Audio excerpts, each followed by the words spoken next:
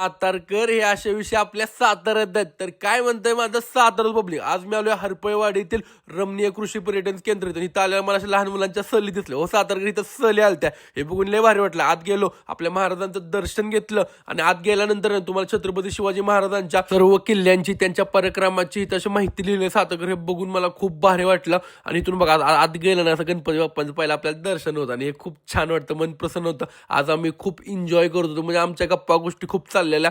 इथं सगळं आता महादेवांचं दर्शन पण लगेच पुढे गेलं की आम्हाला झालं. आणि सातारकर रमणीय कृषी पर्यटन केंद्राला आलं ना, मी एन्जॉय करणारच हो. इथं लहान मुलापासून मोठ्या माणसांपर्यंत सगळ्यांसाठी टॉपचा विषय, टॉपचा. खरं सातारकर एवढं भारी वाटलं ना मला, मी इथं आलोय. हे डायनोसॉर बिनोसॉर खूप भारी होत्या. आणि दोघात हे लहान मुले ते नाश्ता केलं, यांचं पुढे थोडंसं घेतलं.